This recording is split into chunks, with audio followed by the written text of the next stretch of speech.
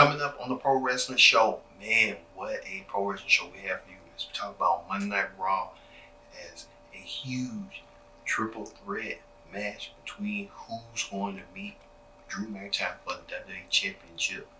You won't believe 3 series matches and it culminates to a triple threat match. Who's going to meet McIntyre for the championship? Also on the SmackDown report, man, SmackDown kicks off with a bang where a long-time tag team breaks up out of nowhere. And it happens including on Raw as well. His tag team stables are getting broke up. Even Retribution shows up on Raw and tried to lead destruction towards Selena Vega, Andrade, and the Street Profits, where they have to team up against this group and whoever's Angel Garza and all this. And on NXT, as the 4 pillars of NXT who all were NXT champions battle out to become champion again. Who will lead NXT Super Tuesday with the NXT title? You won't believe. And hot topics as now we have this new thing that Mr. McMahon wants his superstars to get off YouTube or else they'll get fired. And a popular tag team has got released as well. This Pro Wrestling Show starts right now.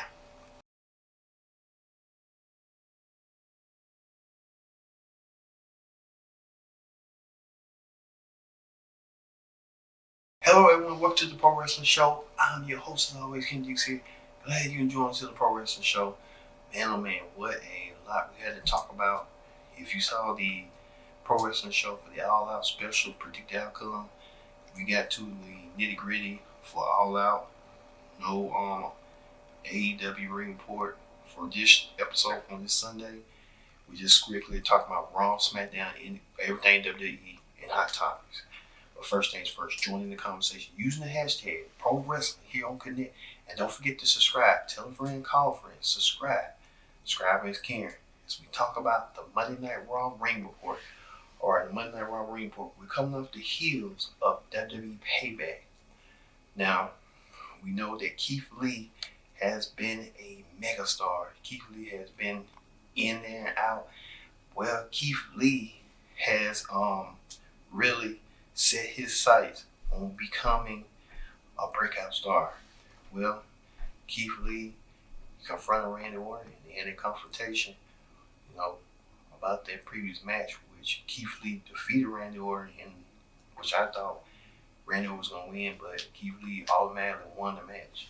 Well, Keith Lee went against Dolph Ziggler and won the finals, won the triple threat matches for who's going to advance to the triple threat match. Keith Lee won by pinfall.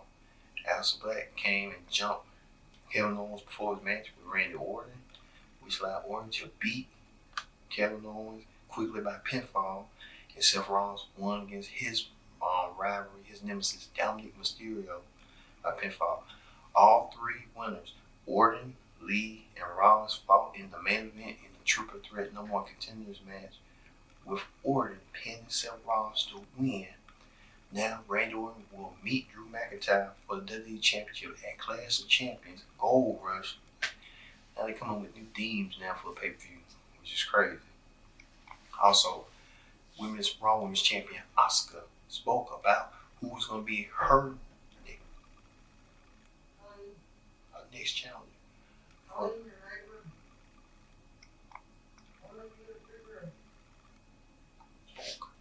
wanted to know who her next challenger was going to be.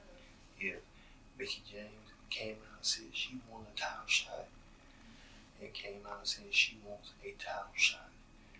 Natalia and Lana came out there following that said it's a match where James beat Lana by pinfall.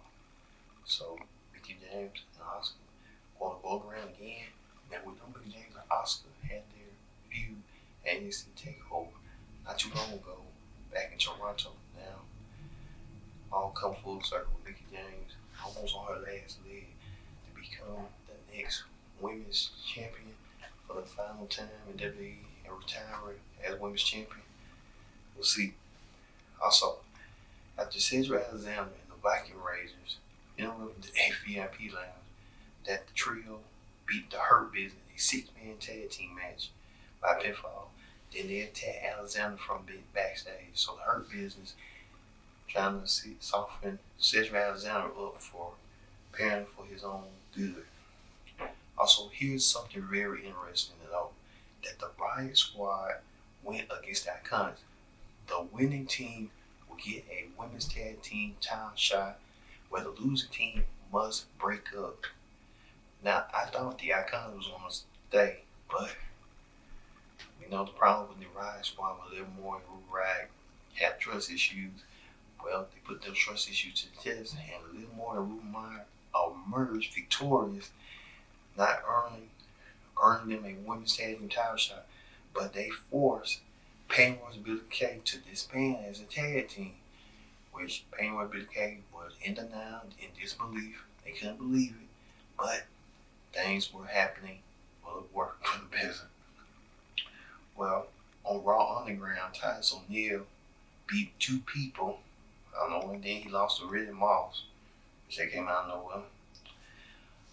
R-Truth beat the Desire to win the 24/7 championship in the parking lot earlier that day. And R-Truth was on his 39th reign. We're looking at number 40 in the near future for R-Truth if he loses it again. Also, a tornado tag team match between Andrade and AJ Garza was Zelina Vega against the Raw Tag Team Champions, the Street Profits. But at no contest when the Retribution attacked, and Garza ran off with Demi Burnett from the Bachelor fame and tried to claim that he was doing it for her safety. But when they came across more of Retribution backstage, Garza ran away and abandoned Demi, and Demi just left out. Garza being a player and Garza being like leaving her for half a drive. Speaking of that, on Raw Underground, Justin Duke and Marina Shafir, Shayna Baszler's friends, took out two people. So, but the ultimate ingredient was, we talked about the Iconics splitting up Billy Kay and Peyton Royce. Well, Peyton Royce set up Billy Kay, tossed her into the ring, told her, "You got this," but she immediately got knocked out by Duke. And then the Hurt Business all beat Apollo Crews, Ricochet, and Cedric Alexander, laid them out of ground. So MVP, Shelton Benjamin, and Bobby Lashley, the new United States champion, leaving things up in the rack. So you know how that goes. So that was the Raw Ring Report. So the Iconics broke up. Orton gets a world title shot again, and Retribution dominating once again, and the Hurt Business beating up people left and right. So nothing wrong on the red brand, getting real interesting. All right, let's move over to the SmackDown Ring Report. On the SmackDown Ring Report this week, we needed to know what was going on between Roman Reigns and Paul Heyman. Well, we got our answer. Roman Reigns came to pay back and rightfully won the time they never lost, the Universal Championship.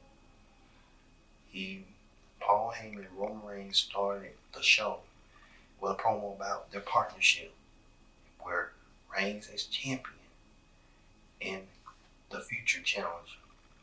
We believe with the future challenger, we'll talk about that later on. Heavy Machinery beat former tag champions Miz and Morrison by pinfall. Morrison ran off with the Money in the Bank briefcase, instead going after him and trying to get it back. Otis and Tucker just looked upset and watched them stand on the entrance ramp. Morrison tried to get something, but it turns out Otis doesn't keep the contract in his briefcase.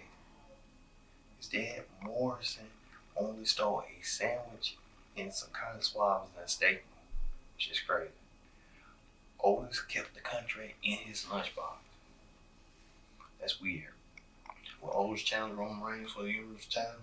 We don't want to find out and see on that.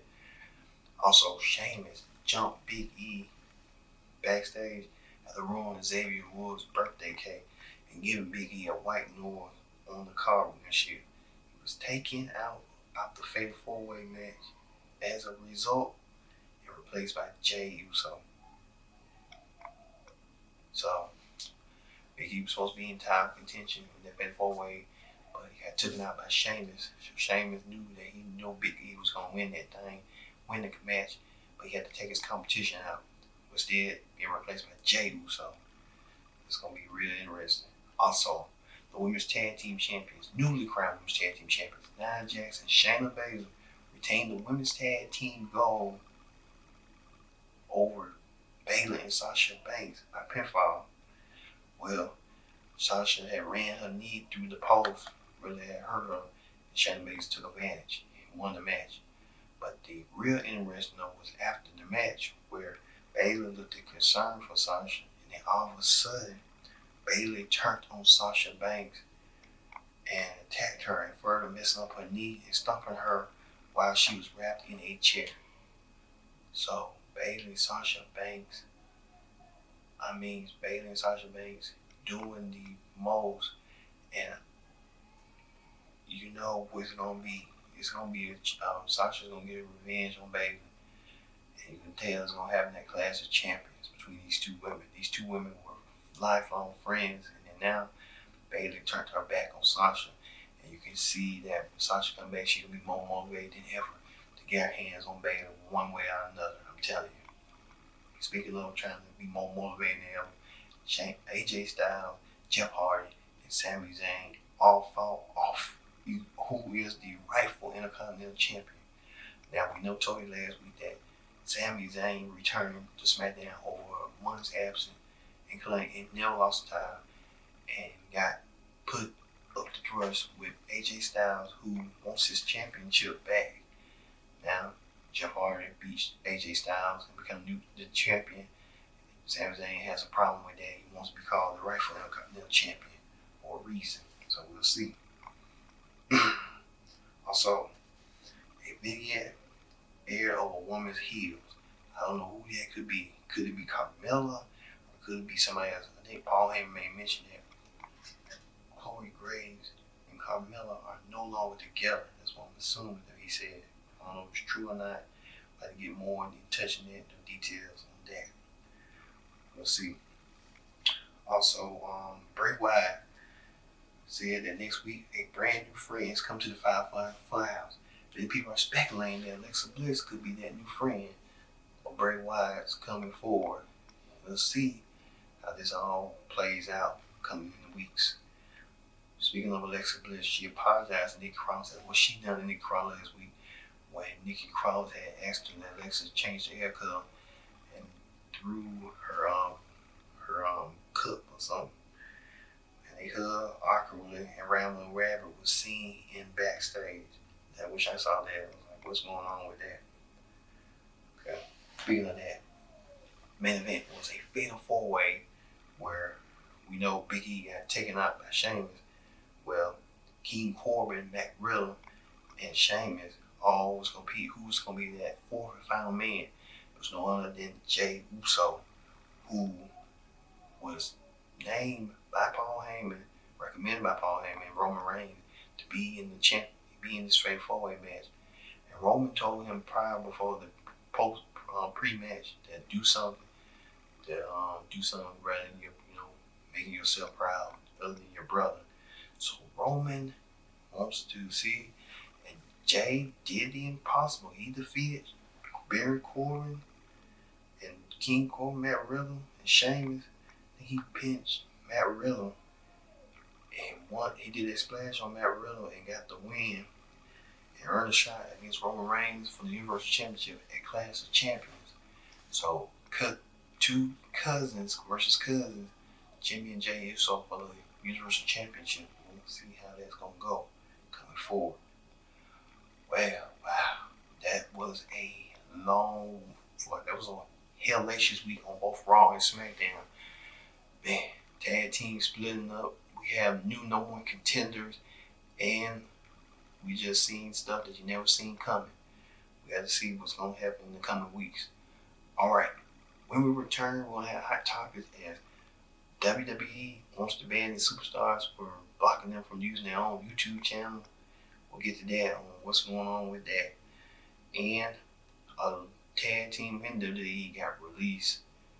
What could that lead them going next? We'll talk about it later on when we return. Pro Wrestling Show in a minute.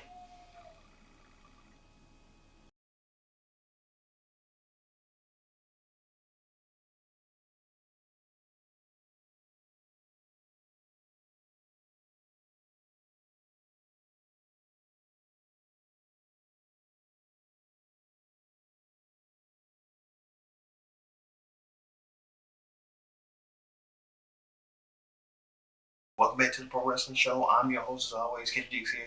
Glad you enjoyed the Pro Wrestling Show. Thank you all for watching this edition of the Pro Wrestling Show this week. Thank you once again for watching. Don't forget to subscribe. Subscribe is king. Tell a friend, call a friend, subscribe. And don't, like I said, join in that conversation using the hashtag Pro Wrestling. And like I said, Pro Wrestling, we make Pro Wrestling Show for you, the Pro Wrestling audience, because that's what wrestling matters for you, for your content.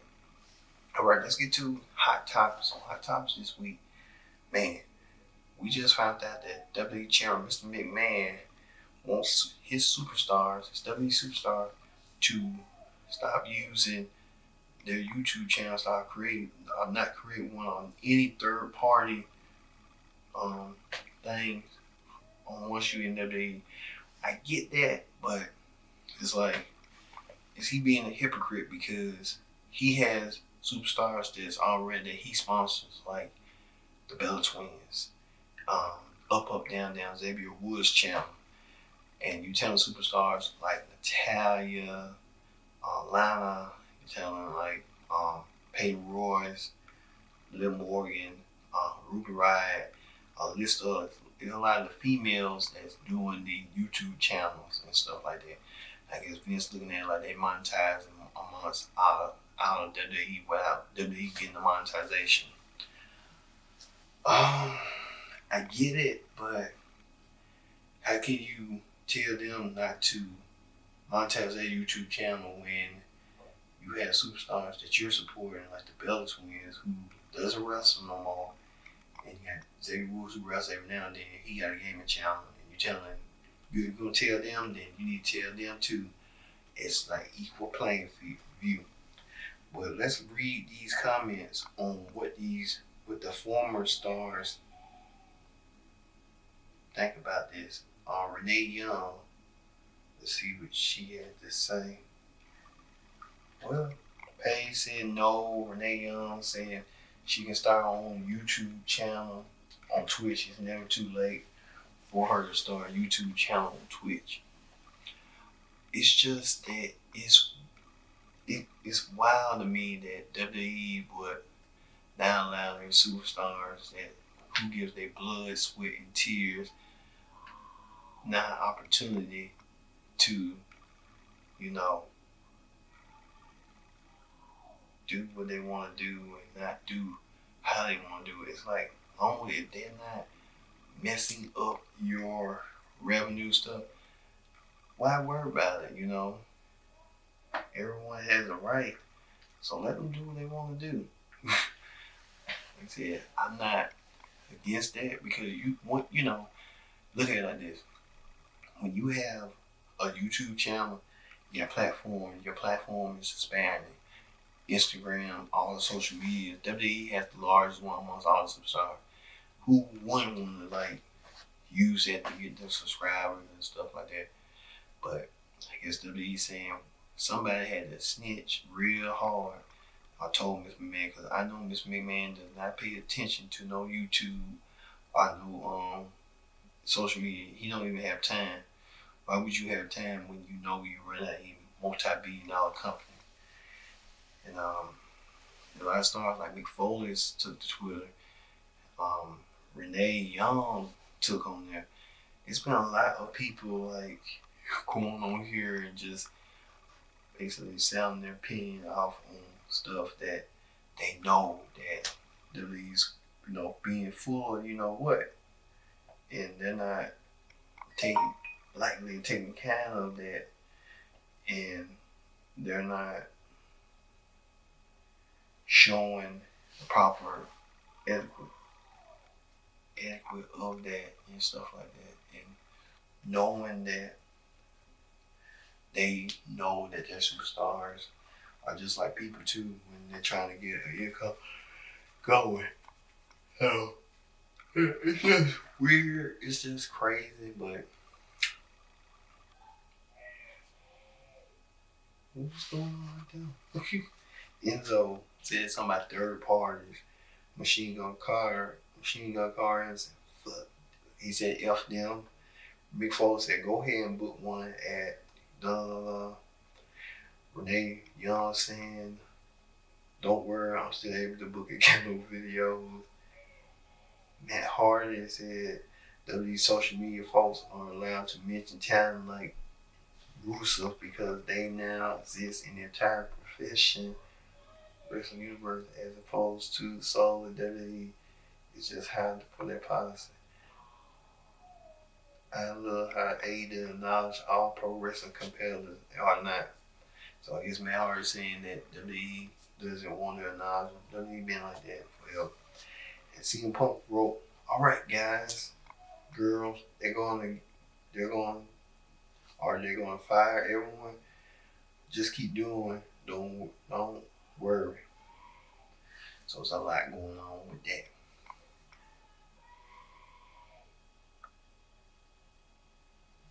So with that,